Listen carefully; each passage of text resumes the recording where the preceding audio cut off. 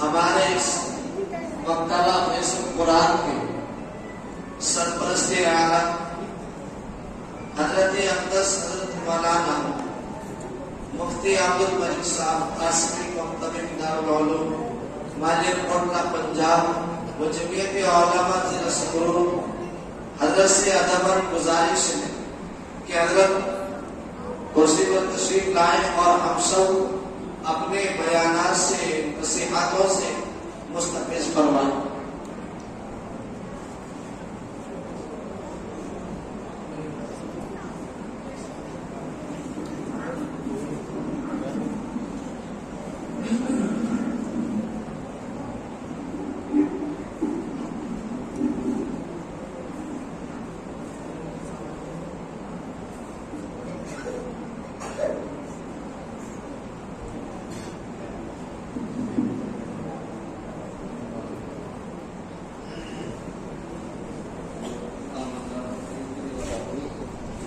جو باہر بیٹھے ہیں وہ اندر آ جائیے، بہت کام کی بات آپ کے بچوں کے متعلق ہونی ہے۔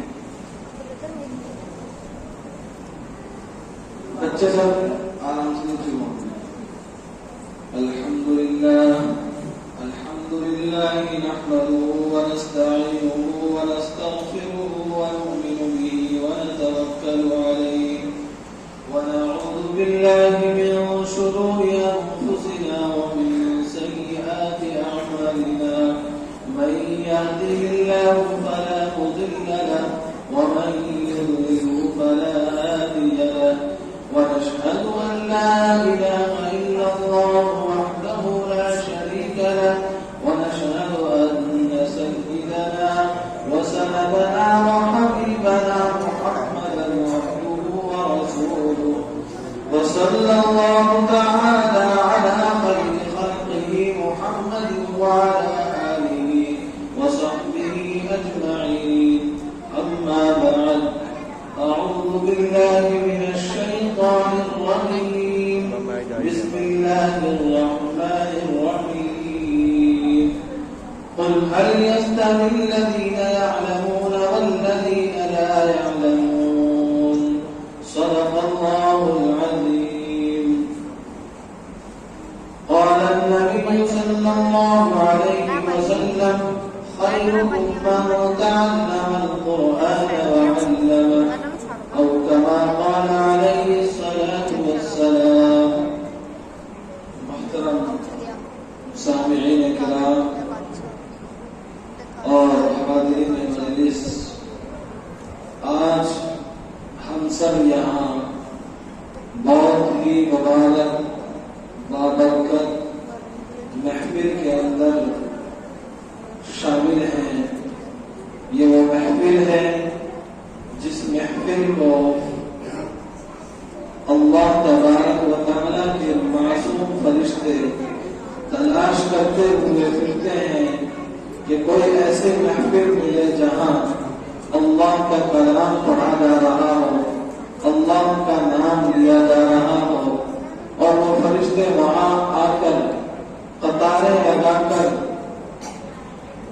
اکٹھا ہو جاتے ہیں، اور پھر جب وہ اللہ تبارک و تعالیٰ کے پاس لوٹ کر جاتے ہیں تو اللہ تبارک و تعالیٰ یہ ارشاد فرماتے ہیں کہ تم کہاں سے آئے ہو، حالانکہ اللہ تعالیٰ جانتے ہیں لیکن پھر بھی پوچھتے ہیں کہ تم کہاں سے آئے ہو، تو وہ کہتے ہیں کہ اللہ فلا محلے کے اندر فلا جگہ تیرے ذکر کی مجلس چل رہی تھی، وہ لوگ تیرے کلام اللہ کی تلاوت کر رہے تھے، وہ لوگ آپ کا ذکر کر رہے تھے اور جنت کی طرف دوزخ کی سے پناہ مانگ رہے تھے۔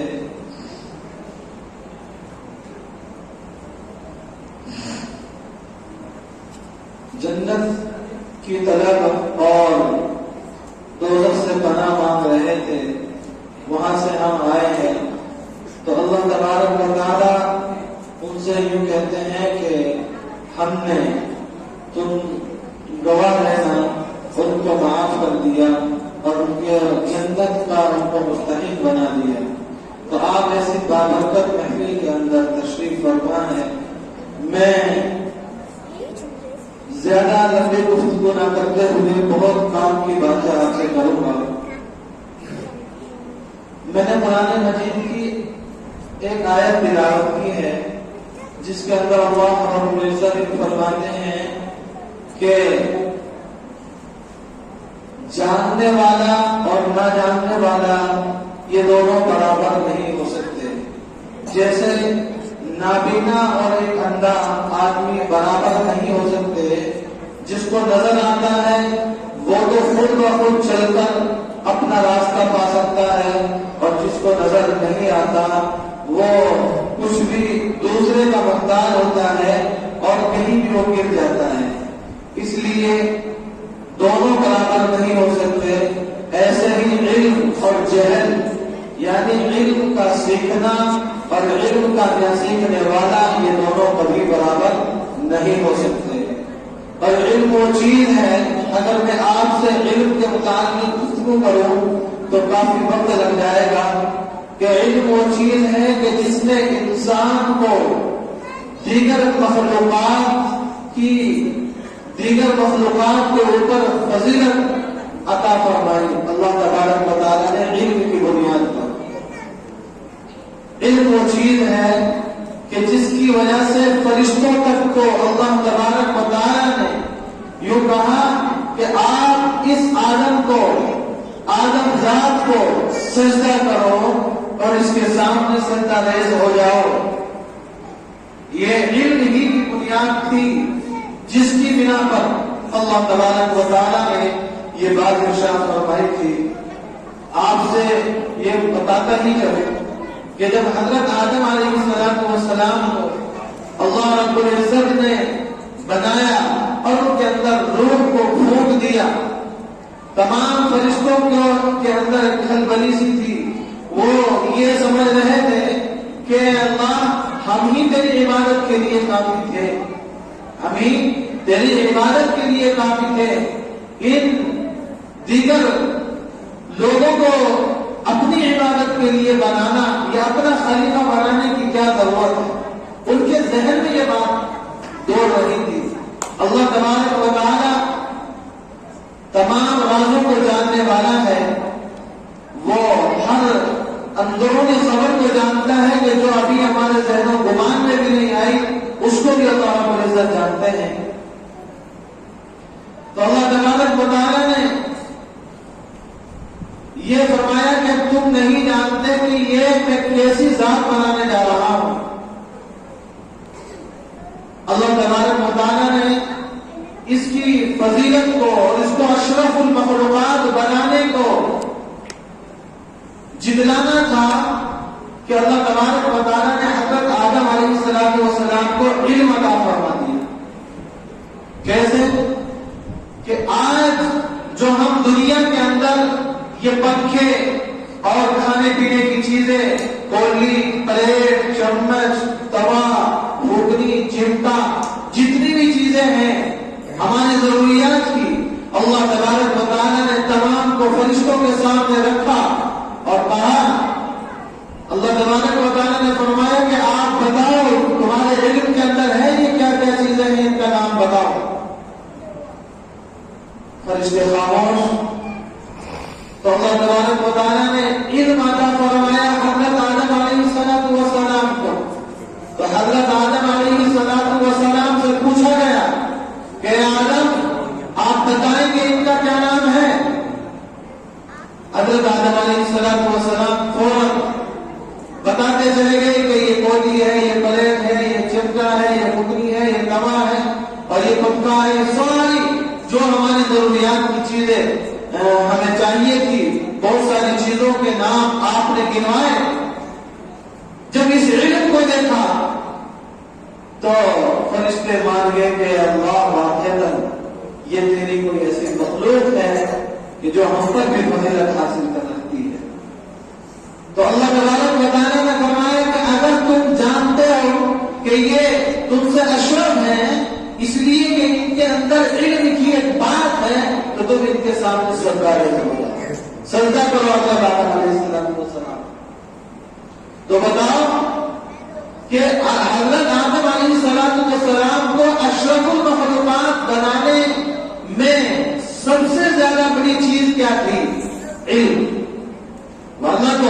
بھی زیادہ اور بہت ساری مخلوقات ہیں، بڑی خوبصورت اللہ تبارک و تعالیٰ نے پیارے پیارے جانور، پیارے پیارے پرندے اور نہ جانے کتنی مخلوقات بنائی، لیکن ان کے اندر علم نہیں رکھا، شعور نہیں رکھا۔ علم کی بنا پر اللہ تبارک و تعالیٰ نے جب ہمیں اشرف المخلوقات بنایا تو یہ آج آپ کے بچے آپ کے سامنے، آپ نے کبھی سوچا نہیں ہوگا جب آپ یہاں اس بستی کے اندر آئے کہ ہمارے ننھے ننھے بچے ایسے مائک پر کھڑے ہو کر کے کلمہ لا الہ الا اللہ کی صدا بلند کر رہے ہوں گے، یا وہ اللہ کا نام گنگنا رہے ہوں گے، اللہ کے نبی کا نام گنگنا رہے ہوں گے، یہ کبھی شاید نہ سوچا ہو۔ لیکن آج آپ نے دیکھا کہ ایک اتنی سی بچی آپ کے سامنے آئی اور اس نے اپنے جذبات کو تمہارے سامنے پیش کر دیا۔ بڑا بڑا آدمی جب مائک پر پہنچتا ہے تو کام جاتا ہے، لیکن آپ نے دیکھا کہ آپ کے چھوٹے چھوٹے ننھے ننھے بچے یہ آج کس طریقے سے آپ کے سامنے اپنی بات کو، اپنے بات ضمیر کو ادا کر رہے تھے۔ کیا جو یہاں بچے بیٹھے ہوئے ہیں ان کے والدین یہاں ہیں؟ ہاتھ اٹھائیں کہ ہمارے بچے یہاں پڑھ رہے ہیں۔ کس کس کے بچے یہاں پڑھتے ہیں؟ ماشاء اللہ ماشاء اللہ۔ تو آپ یہ سمجھیے بہت بڑی دولت حاصل کر رہے ہیں، آپ بہت بڑی دولت حاصل کر رہے ہیں، اور ہماری فکر یہ ہے کہ ہم محلہ در محلہ ایسے مکتبوں کا نظام بنائیں کہ جہاں بچہ صحیح الفاظ کے ساتھ، صحیح درستگی کے ساتھ قرآن مجید کی تلاوت کرنے پر قادر ہو جائے۔ ابھی جب وقت پہلے آپ کے بچوں کے پیپر لیے، امتحان اور جائزہ لے کر کے دیکھا، ماشاءاللہ بڑی خوشی ہوئی کہ اس مسجد کے اندر آج یہ نظر آ رہا ہے کہ تقریباً 70-80 بچے یہاں تعلیم حاصل کر رہے ہیں، پلس یہ اسکولوں میں بھی جاتے ہیں۔ اور یاد رکھنا، اگر ہم اپنے بچے کے دین و ایمان کی حفاظت رکھنا چاہتے ہیں تو ہمیں مکاتب سے جڑنا پڑے گا۔ ضرور آپ اپنے بچوں کو اسکولوں میں پڑھائیں، اچھی سے اچھی تعلیم دیں، ان کو ڈاکٹر بنائیں، انجینئر بنائیں، لیکن اس کے ساتھ یہ ضروری ہے کہ وہ اگر مسلمان ہے تو اس کو نماز بھی مکمل صحیح طریقے سے آنی چاہیے، اگر وہ ڈاکٹر ہے تو اس کو قرآن کریم کی تلاوت بھی اچھے سے آنی چاہیے۔ کیوں؟ کئی مرتبہ قرآن کریم کا پڑھنا اور سننا گناہ ہے، قرآن کریم کا کئی مرتبہ پڑھنا اور سننا یہ گناہ ہے۔ جب اگر قرآن کریم کے اس کو اس کی ادائیگی کے ساتھ اس کا حق ادا نہ کیا جا رہا ہو، قرآن کریم کی تلاوت غلط کی جا رہی ہو، اس کے الفاظ کے صحیح تلفظ نہ کیے جا رہے ہوں، اور تو ایسے موقع پر قرآن کو سننا بھی اور سنانا دونوں کے دونوں کو ڈرا ہے۔ ایسے ہمارے یہاں بہت سارے ساتھی آپ بھی بیٹھے ہیں اور مشورات بھی یہاں تشریف فرما ہے،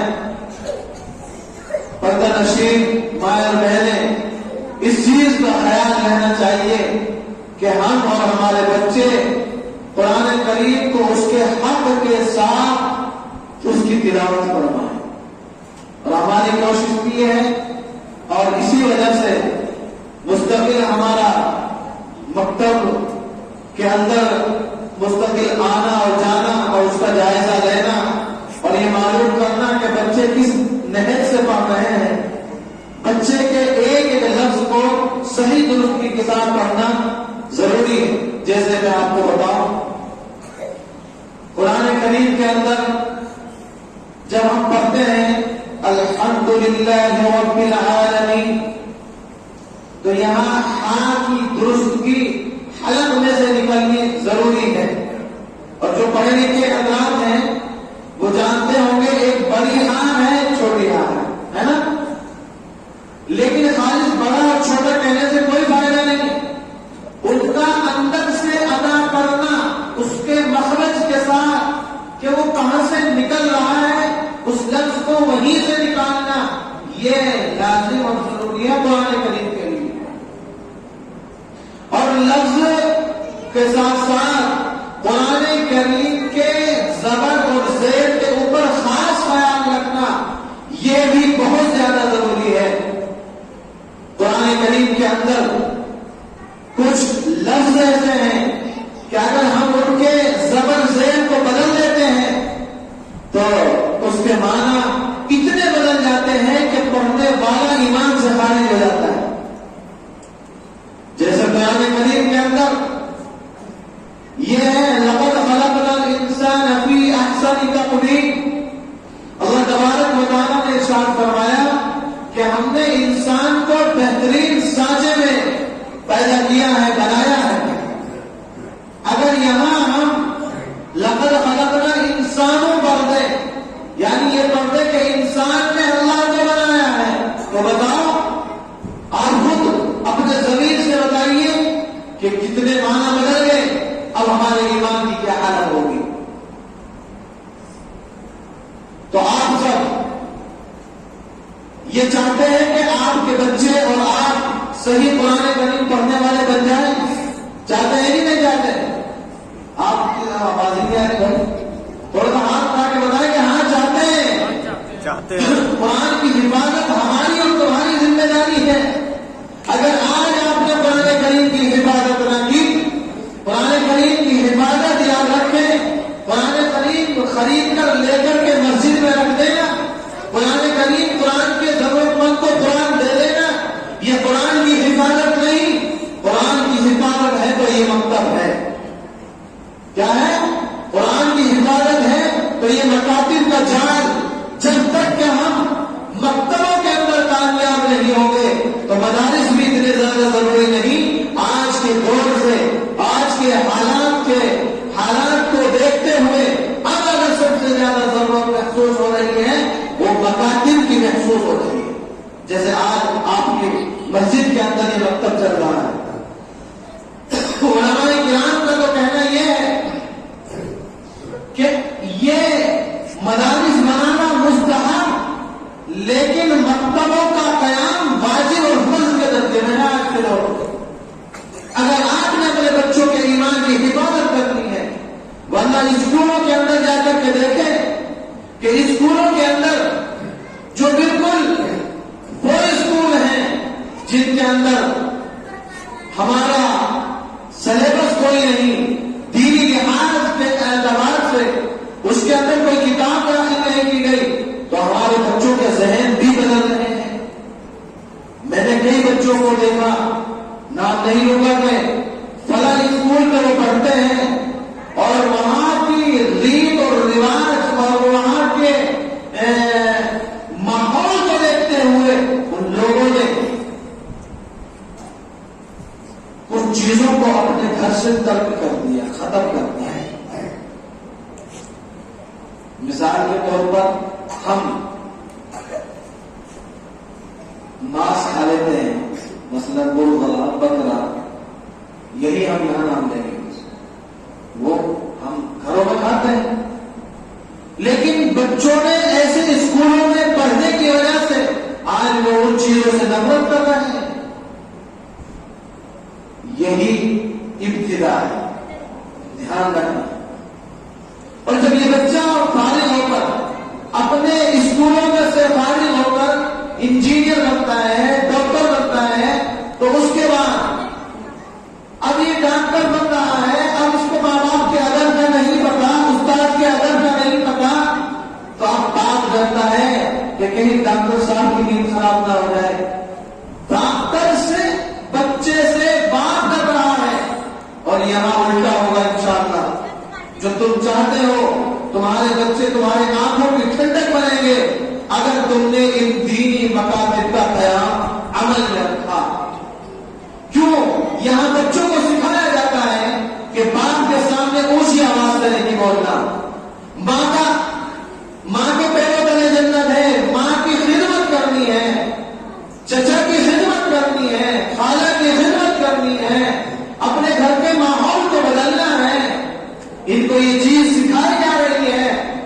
تو جب یہ بچہ دین کے ساتھ ساتھ ڈاکٹر بنے گا, دین کے ساتھ ساتھ جب یہ بچہ نماز بھی پڑھ رہا ہے, زکات بھی ادا کر رہا ہے, قرآن کی تلاوت بھی کر رہا ہے, اب یہ بچہ ڈاکٹری آپریشن تھیٹر کے اندر آپریشن بھی کر رہا ہے, تو اب یہ ہر چیز کے اندر کامیاب نظر آئے گا.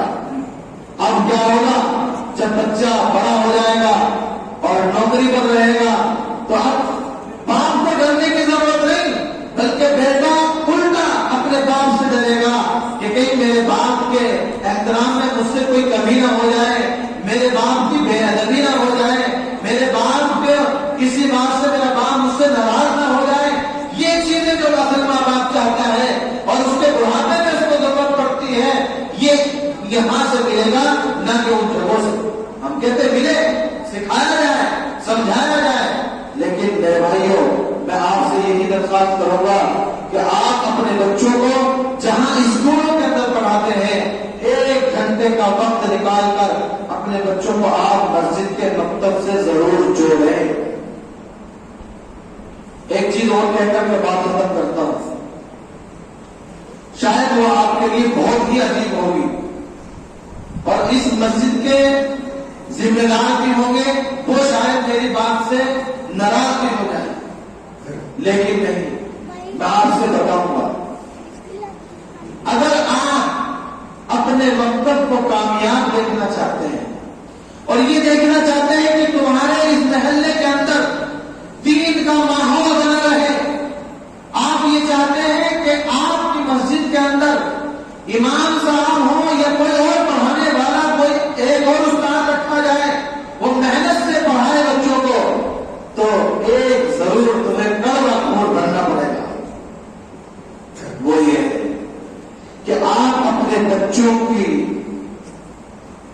ماہانہ کوئی فیس کا نظام ضرور کریں, چاہے وہ 10 روپئے ہی ہو, اس لیے کہ جہاں آپ اپنے بچوں پر اسکولوں میں بڑی بڑی فیس کے ساتھ بچوں کو پڑھا رہے ہیں, اس کا بعد میں ٹیوشن بھی دے پڑھا رہے ہیں, اس کے ٹرانسپورٹ کا خرچہ بھی برداشت کر رہے ہیں, اور وہ کیا چیز ہے؟ دنیا. کیا چیز ہے وہ؟ دنیا. میری بات سمجھ گئے آپ؟ دنیا حاصل کرنے کے لیے کہ میرا بچہ ڈاکٹر بنے, میرا بچہ انجینئر بنے.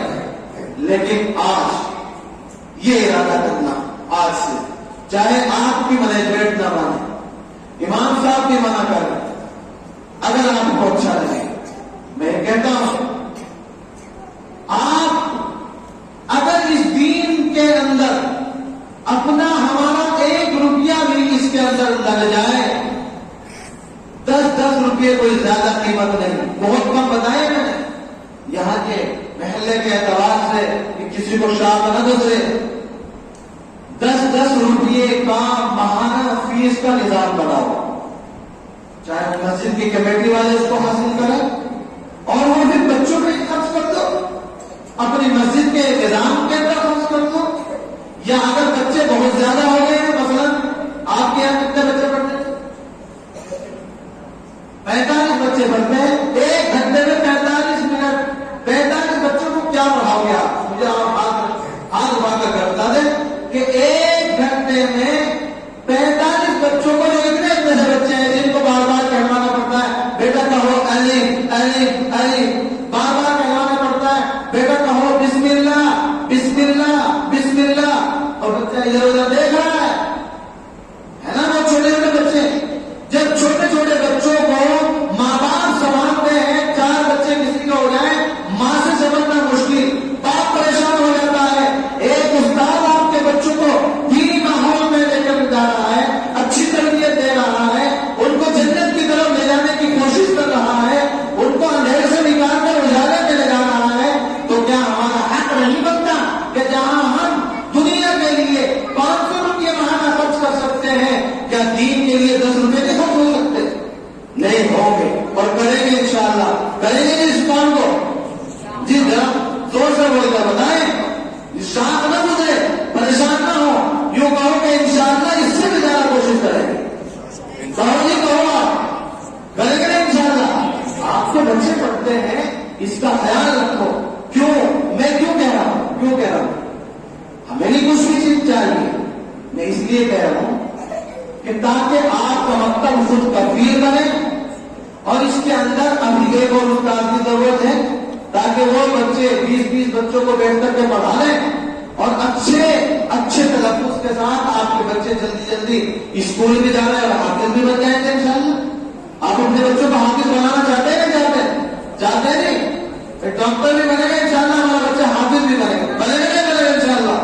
جب حافظ بنانا چاہتے ہو تو اس کی فکر مینجمنٹ کو بھی کرنی پڑے گی، اور اگر وہ نہیں کرتے تو ماں باپ کو خود کرنی پڑے گی. کریں گے انشاءاللہ. اگر کرو گے تو اتنے تم کامیاب ہو جاؤ گے 1 سال کے اندر. آئندہ سال جب ہم یہ اس پروگرام کے اندر شامل ہوں گے تو آپ دیکھنا کہ آپ کے بچوں کی بڑھوتری بھی زیادہ ہوگی، اور آپ کے بچے آپ کے سامنے آپ کو کچھ پروگرام جو بھی ہے، یہ 1 سال کے اندر بڑی محنت کے ساتھ اتنے بچوں نے پروگرام پیش کیا. میں تو خوشی کے مارے آج اتنا خوش ہونا چاہیے کہ آج تو ہمیں بس اپنے خوشی کا اظہار کر کے دکھانا چاہیے کہ انشاءاللہ اب ہم نے ارادہ کیا ہے کہ ہم اپنے بچوں کو ضرور حافظ بنائیں گے انشاءاللہ. ہاں، اور دین سے اپنے بچوں کو آراستہ کریں گے. کیونکہ مفتی صاحب تشریف لا چکے ہیں، میں اب زیادہ دیر آپ کے درمیان حائل نہیں ہونا چاہتا. وقت بھی کافی ہونے جا رہا ہے. دعا ہوگی اور بس میں آخر میں یہی عرض کروں گا، اس کا بیٹھ کر کے کوئی نظام بنائیں اور ایک اور استاد کا چاہے اس کے اندر نظام بنا لیں تاکہ آپ کے بچے اور زیادہ اچھا کر سکیں. بڑی خوشی ہوئی کہ آپ کے چھوٹے چھوٹے ننھے بچوں نے بہت ہی کم مدت میں 1 گھنٹہ کیا ہوتا ہے، اگر آپ پورے سال میں 1 گھنٹہ لگائیں کیا وقت ہو رہا ہے، کیا وقت ہوتا ہے. پچھلے رمضان میں تو یہاں یہ آئے تھے اور اگلا رمضان آ رہا ہے. ماشاءاللہ کتنے بچے قرآن کریم پڑھ رہے ہیں، یہ بچے حفظ بھی کر رہے ہیں. اللہ تبارک و تعالیٰ آپ کی محنتوں کو اور استاد کی محنتوں کو قبول اور مقبول فرمائے، اور ان کے والدین، ان کی والدہ جو ان کو تیار کر کے بھیجتے ہیں، سب کی محنتوں کو قبول اور مقبول فرمائے، اور مجھے کہنے اور سننے سے زیادہ عمل کی توفیق عطا فرمائے. وآخر دعوانا الحمدللہ.